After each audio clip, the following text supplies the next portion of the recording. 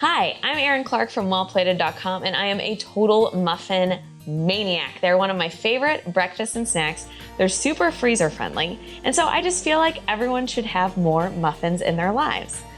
I do have a few girlfriends and quite a number of readers who can't have gluten, and it was important to me that they got to share the muffin love as well, so I came up with a recipe for gluten-free muffins. Not only do these beauties not have any gluten in them, they're still super moist and fluffy, they're naturally sweetened, and they're dairy-free too. Now, since I was going for a gluten-free muffin, I couldn't use regular wheat flour, so instead I decided to use an ingredient called almond flour. Almond flour is just what it sounds like. It's actually made up of really finely ground almonds. Now, even if you can have gluten, there's a lot of really wonderful reasons to cook with almond flour. Almonds are high in protein and they're low carb as well, so baking with almond flour gives you some options for different nutritional benefits that you don't get with regular white flour. Next, I'm going to add baking soda, salt. Even when you're baking a sweeter recipe like muffins, it is vital that you add salt. It's what's going to allow you to taste all of the other flavors. And then one ingredient that I simply cannot seem to make a muffin without, cinnamon. So I'm gonna whisk the dry ingredients together. Oh, I can already smell the cinnamon. Those are nice and combined, so now I'm gonna move on to the wet ingredients. I have 2 tablespoons of coconut oil that I melted right into this bowl because I hate doing dishes and I wanted to save myself an extra dish. You can use melted butter if you're not worried about the muffins being dairy-free, and canola oil works well too. Now, as I mentioned, these muffins are naturally sweetened, so instead of regular sugar, I am using some pure maple syrup. Make sure you are using real maple syrup, not that imitation business. 1, the imitation business does not taste nearly as good, and 2, it actually doesn't behave in baking recipes properly. So again, make sure you're using the real deal. Speaking of the real deal, our next ingredient is pure vanilla extract.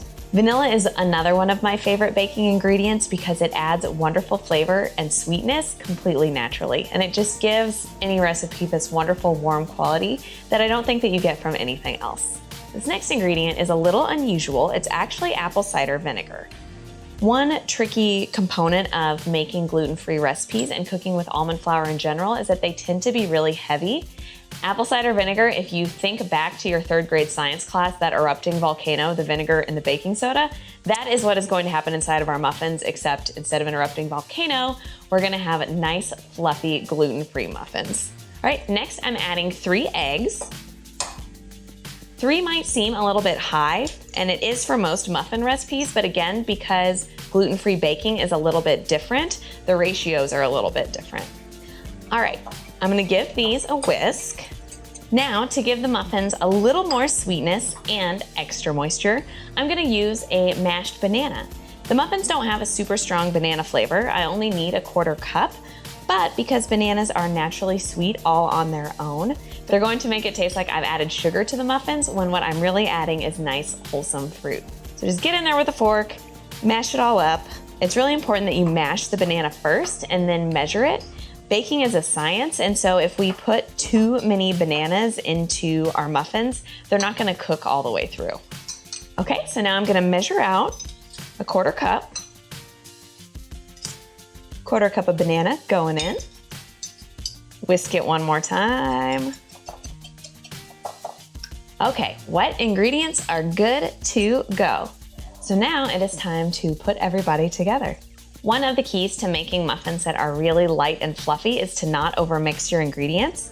And I like to give them a head start at combining by making a little well in the center of my dry ingredients like this. And then you pour the wet ingredients right on in.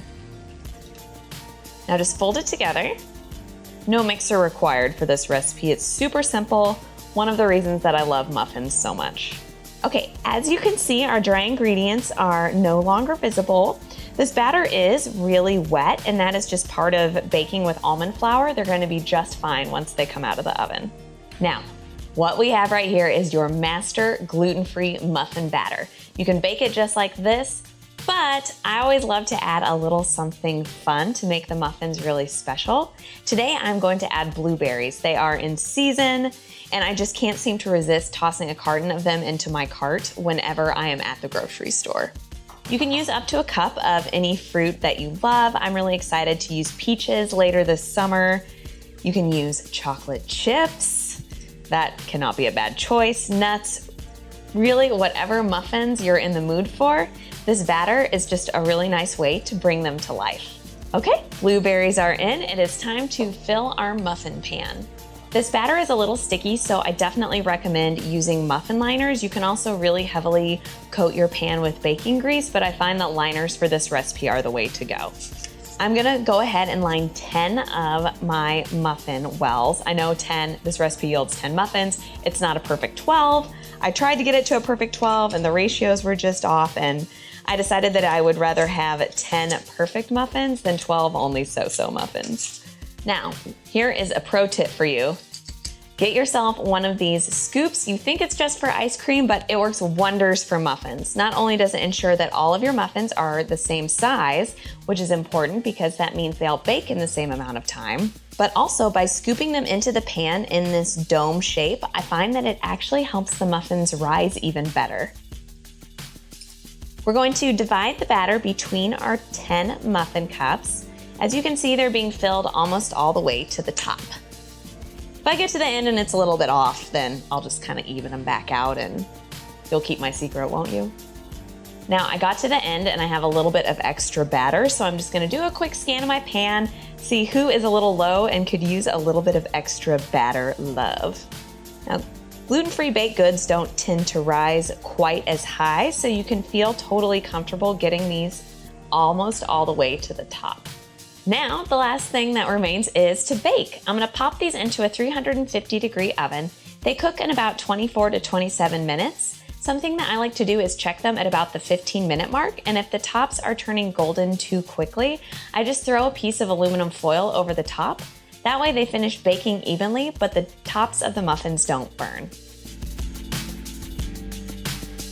These smell amazing. I'm getting a little bit of toastiness from the almond flour, hint of the juiciness from the blueberries, and just that ever slight scent of cinnamon.